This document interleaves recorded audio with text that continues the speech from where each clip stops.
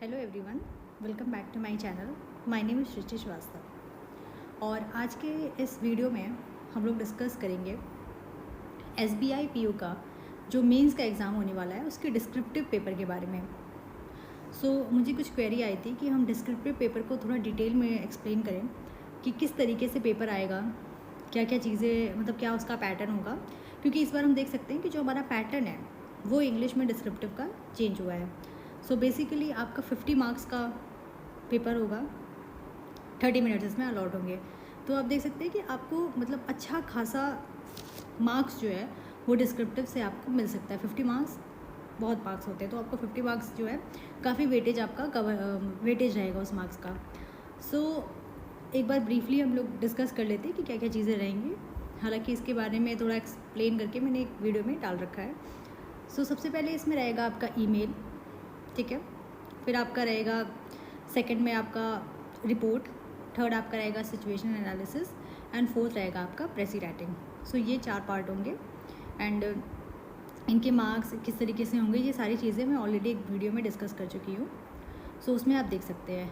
And total जो आपको time allot होगा वो 30 मिनट्स एंड जो मार्क्स होगा वो होगा 50 मार्क्स, ठीक है। अब हम लोग ईमेल्स और इन सारी चीज़ों का फॉर्मेट क्या होगा और क्या क्या चीज़ें किस तरीके से क्वेश्चन आ सकते हैं उसके बारे में हम लोग डिस्कस करेंगे, ओके। फर्स्ट जो है वो आपका टॉपिक जो है वो ईमेल होता है। ईमेल बेसिकली एकदम वैसे ही होता है जो ईमेल आप डेली यूज़ करते हैं। आप सभी ने कभी ना कभी किसी को मेल भेजा होगा या कभी ना कभी आप सबको ईमेल आया होगा, तो वही सेम फॉर्मेट यहाँ पे भी यूज़ होगा। बट डिफरेंस ये है कि वहाँ पे कई बार हम लोग किसी भी फॉर्मेट में मेल भेज देते हैं डायरेक्ट, तो वो फॉर्मेट नहीं होता है।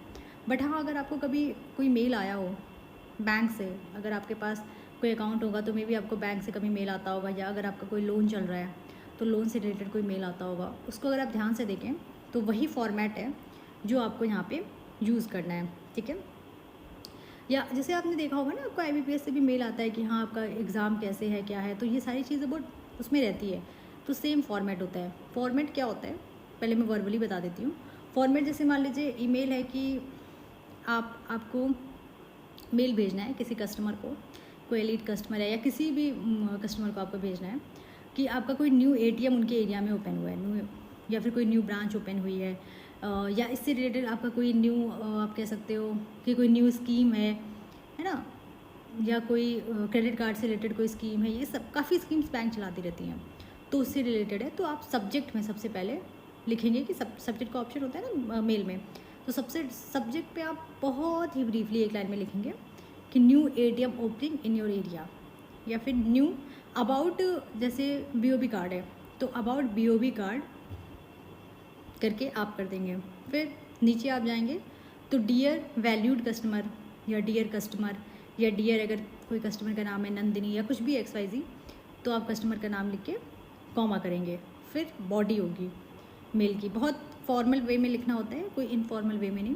बॉडी को आप 3 पार्ट पे डिवाइड कर सकते हैं। जैसे फर्स्ट आप इंट्रोड्यूस कर सकते हैं कि क्या चीज़ के बारे में है। सेकंड पार्ट में आप उसका डिटेल दे सकते हैं कि क्या क्या डिटेल है इस लाइक अगर ATM जो आपका वहाँ पे ओपन हो रहा है तो क्या क्या फैसिलिटीज़ हैं, क्या क्या चीज़ें हैं, वो आप बता सकते हैं।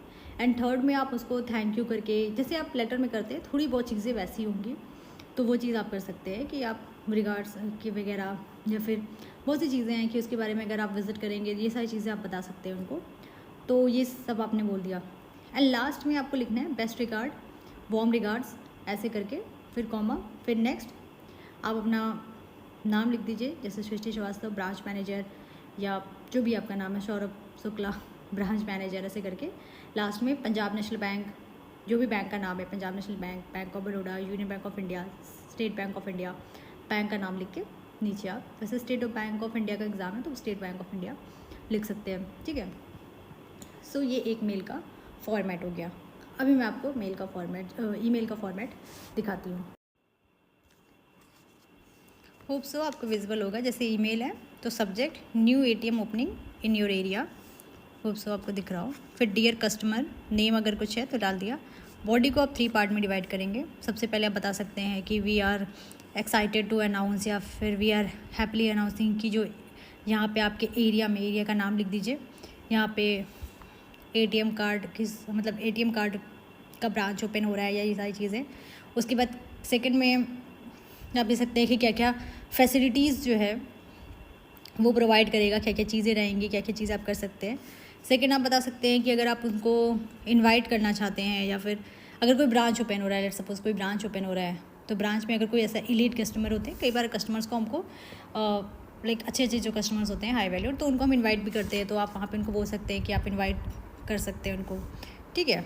And then we are looking forward to serve you, then best regards, आप अपना यहाँ पे नेम लिख लीजिए, योर नेम, ब्रांच मैनेजर अगर हैं आप तो वो चीज़ आप नीचे मेंशन कर सकते हैं। And then Punjab National Bank या SBI, State Bank of India, ये सारी चीज़ें आप ऐसे बता सकते हैं। सो इसका फ़ोटो जो है वो मैं क्लिक करके आपको अपने टेलीग्राम चैनल पे भेज दूँगी, ठीक है। क्योंकि ये डिटेल वीडियो है तो मैं इसमें बहुत सारी चीज़ें और भी डिस्कस करूँगी। जैसे अभी ईमेल के बारे में कुछ चीज़ें और रखेंगे, जो भी आपका सब्जेक्ट लाइन होगा ना, उसमें आप जो भी पर्पस है वो आप क्लियरली मेंशन कीजिए कि क्या पर्पस जो है वो सर्व कर रहा है। इधर उधर की बातें नहीं, बस पर्पस आपको सब्जेक्ट में करना है।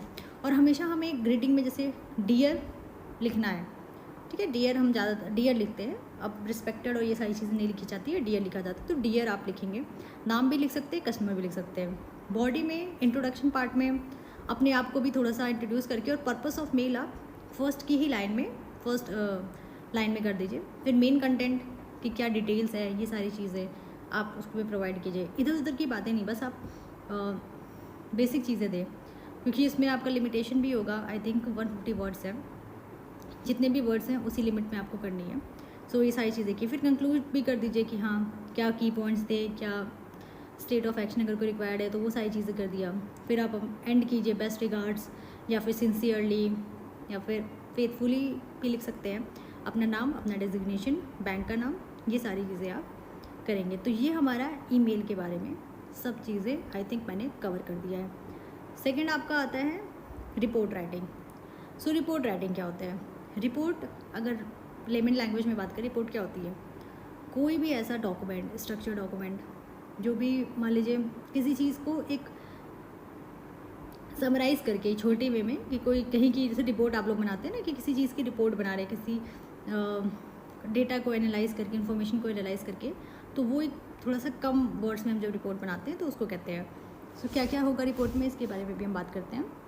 सो रिपोर्ट राइटिंग में लाइक जो भी लेटेस्ट कुछ चीज़ें चल रही है, जैसे आजकल फ्रॉड चल रहा है, डिजिटल फ्रॉड्स काफ़ी चल रहे हैं, बैंकिंग फ्रॉड चल रहे हैं, तो इसके बारे में आपको रिपोर्ट कह सकते हैं कि आप एक रिपोर्ट बना दीजिए फ्रॉड्स पे रिलेटेड, या फिर डिजिटल बैंकिंग रूरल एरियाज़ में, या फिर इसके अलावा आप अगर बैंकिंग इन्वेस्टमेंट के बारे में बात कर रहे हैं तो वो भी पूछ सकते हैं, क्रिप्टो करेंसी भी पूछ सकते हैं। तो बहुत से टॉपिक्स हैं जो जैसे आपके जो एसए में टॉपिक आते थे ना, उस तरीके के भी टॉपिक आप ले सकते हैं, कि वो भी जो ट्रेंड्स में टॉपिक होते हैं उस तरीके का।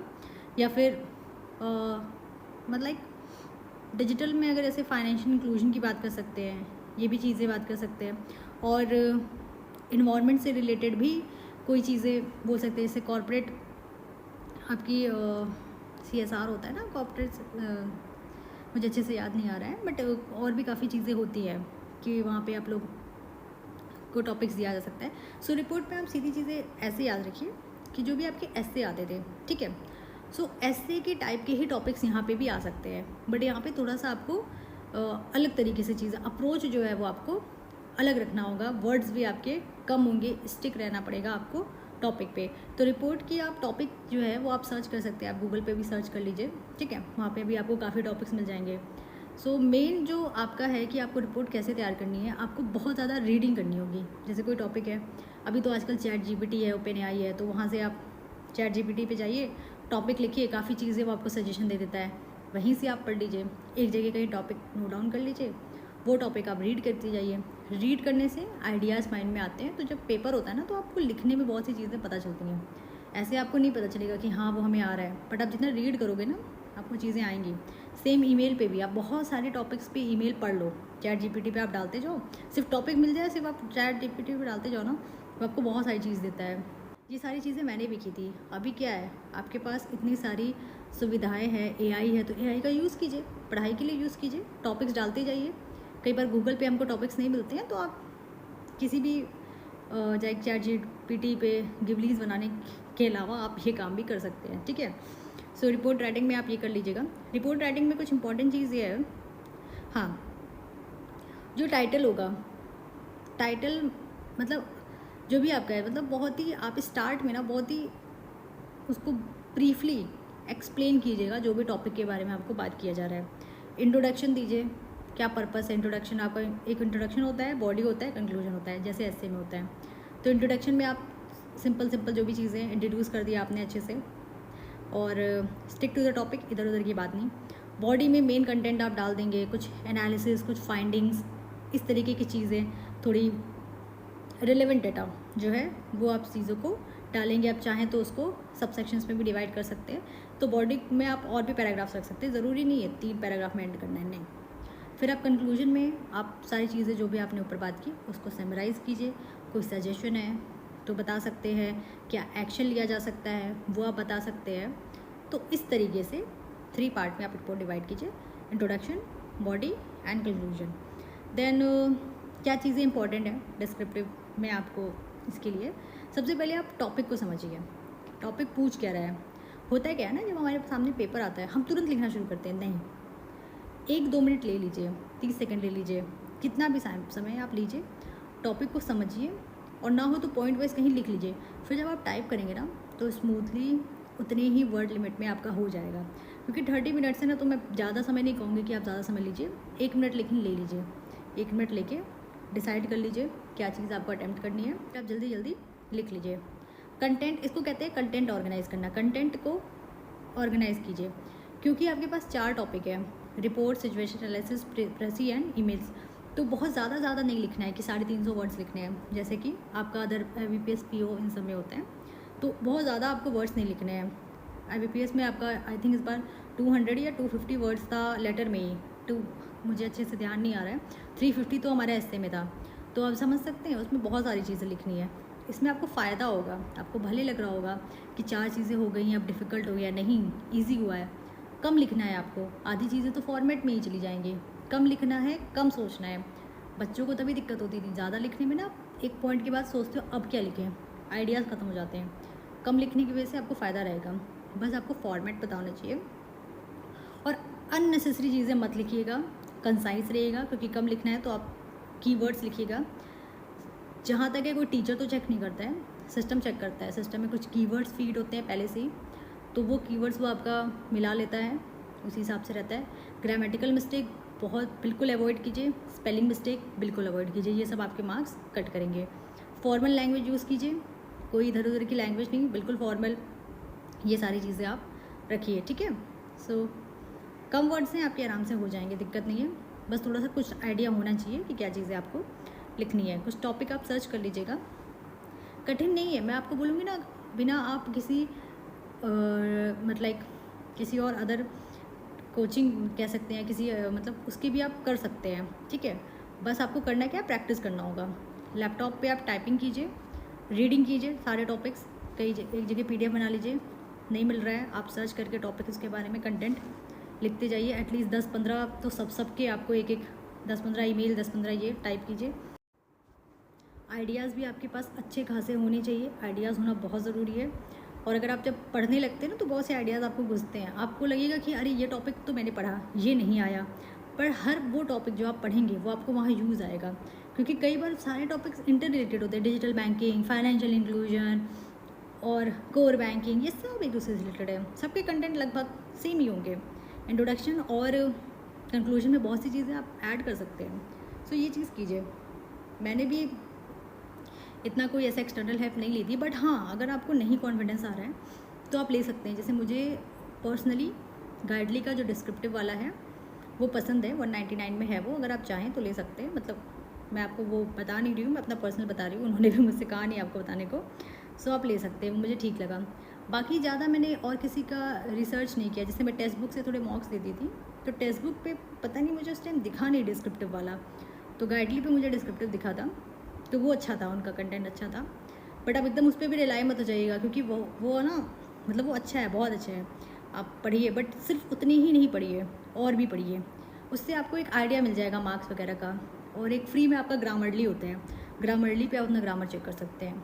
उस पर ना आपको, जैसे अगर आपने कुछ गलत लिखा, कोई टॉपिक है, तो उसको आपको सजेस्टेड भी दिखा देगा। जैसे आप कुछ लिखे तो उस पर क्या मिस्टेक्स है, क्या अदर हो सकते हैं, ऑप्शंस बहुत आते हैं, तो ग्रामरली तो मैं बोलूँगी आप उसको यूज़ कीजिएगा, वो फ्री ऑफ कॉस्ट होते हैं, ठीक है। सो ये सब कर लिया आपने। अभी आपके पास टाइम है, आई थिंक थोड़ा टाइम है, 50 मार्क्स आपका वेटेज रखता है, क्योंकि उधर अगर देखें तो 20 मार्क्स का इंग्लिश हो गया है, तो इधर आपको 50 मार्क्स में निकालना होगा। सो रिपोर्ट राइटिंग हो गया, फिर आता है सिचुएशन एनालिसिस। सिचुएशन एनालिसिस क्या होता है? किसी भी सिचुएशन का क्या एनालिसिस करते हैं आप? सिंपल, मतलब कि लाइक रियल वर्ल्ड प्रॉब्लम अगर आती है तो किस तरीके से आप उसको टैकल करते हैं। देखिए बेसिकली ये टॉपिक ऐसे हैं जो आपको बैंक में यूज़ आएंगे। बैंक में बहुत सी ऐसी सिचुएशंस होती हैं, अचानक से कोई प्रॉब्लम होता है, तो वहाँ पे आप कैसे उसको एनालाइज कर रहे हैं, कैसे उसको टैकल कर रहे हैं, क्या अप्रोच आप फॉलो कर रहे हैं, वही चीज़ें यहाँ पे सिचुएशन एनालिसिस में आपसे पूछी जाएंगी, आपको करनी रहेंगी, ठीक है। सो जैसे कि मान लीजिए अलग अलग सिनेरियो हो सकते हैं कि क्या डिसीजन मेकिंग आप कर रहे हैं किसी भी, और अगर कोई कस्टमर आ गया चिल्ला रहा है, या कस्टमर का कोई कंप्लेन है, कस्टमर का कोई ग्रीवियंस है, तो उसको आप कैसे टैकल कर रहे हैं, या किसी तरीके से कुछ प्रॉब्लम हो गया है बैंक में, कोई क्राइसिस आ गया है, उसको आप कैसे मैनेज कर रहे हैं। तो ये सारी चीज़ें हैं, ये सारे सिनेरियोज़ हैं जो सिचुएशन एनालिसिस में आपके आ सकते हैं। सो जैसे कई बार जैसे मान लीजिए आप बैंक मैनेजर हैं, ठीक है, आपको टॉपिक दे सकते हैं कि जैसे आप बैंक मैनेजर हैं और आपको लग रहा है कि बैंक में कुछ गड़बड़ हो रही है या किसी तरीके का फ्रॉड हो रहा है, तो किस तरीके से आप सिचुएशन को हैंडल करेंगे। एकदम से आप सारे कस्टमर मतलब सारे एम्प्लॉयज़ हैं उनके ऊपर शक करेंगे, मतलब क्या अप्रोच रखेंगे आप, उनको डांटेंगे, तुरंत निकाल देंगे, किस तरीके से आप उस चीज़ को हैंडल करने वाले हैं। या कोई कस्टमर है चिल्ला रहा है आके आपके उसमें बैंक में आके चिल्ला रहा है, उसको आप कैसे हैंडल करेंगे। या किसी कस्टमर का कुछ पैसे का दिक्कत हो गया है, या वो कोई लोन चाहता है बट वो लोन आप उसको नहीं दे सकते हैं, बहुत सी तरीके की सिचुएशन है। या सबसे बड़ी चीज़ है कि बैंक में अचानक से कोई क्राइसिस आ गया, सिस्टम सारे बंद हो गए, या डेटा लॉस हो गया, तो इस तरीके की सिचुएशन जो बैंक मैनेजर को हैंडल करनी पड़ सकती है, वो सारी चीज़ें सिचुएशन एनालिसिस में आती है। अच्छा, इस तरीके के क्वेश्चंस ना आपको इंटरव्यू में पूछे जाते थे, ठीक है। या फिर कस्टमर से रिलेटेड अगर आपके पास कोई प्रॉब्लम आती है, तो कस्टमर भाई सबसे इंपॉर्टेंट है, तो ये याद रखना है कस्टमर का बैंक में होना बहुत ज़रूरी है, कैसे रिटेन करना है। उनकी कोई प्रॉब्लम है तो क्या सजेशन होगा, क्या एक्शन होगा, तो उसको एनालाइज करेंगे कि भाई सबसे पहले तो मैं सुननी है, उसको पर्सनलाइज्ड आप अटेंशन देना है कि नहीं, ये भी आपको देखनी होगी। क्योंकि अगर आप डायरेक्ट टू डायरेक्ट कस्टमर से बात करते हो तो बहुत इम्पैक्ट पड़ता है, कस्टमर बहुत मतलब थोड़ा सेटिस्फाई रहता है, फिर उसको एश्योर कराना कि भाई ये गलती फिर नहीं होगी, ये सारी चीज़ें आपको देखनी होगी, क्या एक्शन लिया जा सकता है, ये सब चीज़ें भी आप कस्टमर से डिस्कस कर सकते हैं।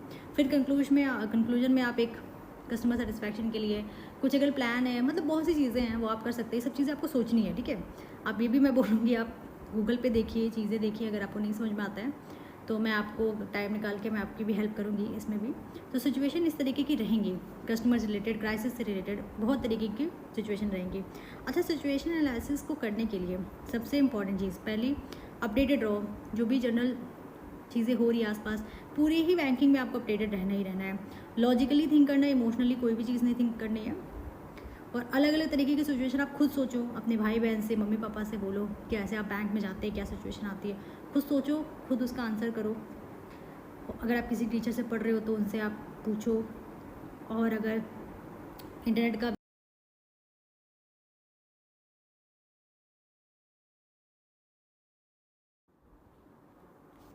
प्रैक्टिस करना भी बहुत ज़रूरी है, ठीक है। प्रैक्टिस कीजिए, सिचुएशन एनालिसिस में आपका प्रैक्टिस बहुत ज़रूरी है, प्रैक्टिस करते रहिए, राइटिंग स्किल्स बढ़ाइए, ये तो पूरी डिस्क्रिप्टिव के लिए ज़रूरी है। एंड लास्ट में आपका आता है प्रेसी राइटिंग, ठीक है। सो प्रेसी राइटिंग में क्या होगा ना, आपको एक कॉम्प्रिहेंशन या आपको एक दे दिया जाएगा, ठीक है, प्रेसी दे दी जाएगी, मतलब एक कॉम्प्रिहेंशन आपको दे दिया जाएगा, उसका एक कंक्लूड करके छोटे से उसमें आपको लिखना होगा। प्रेसी मतलब स्मॉल करके आपको छोटे से जितने वर्ड्स लिखे होंगे, जो भी आप कंक्लूजन निकालते हैं वो आपको लिखना रहेगा।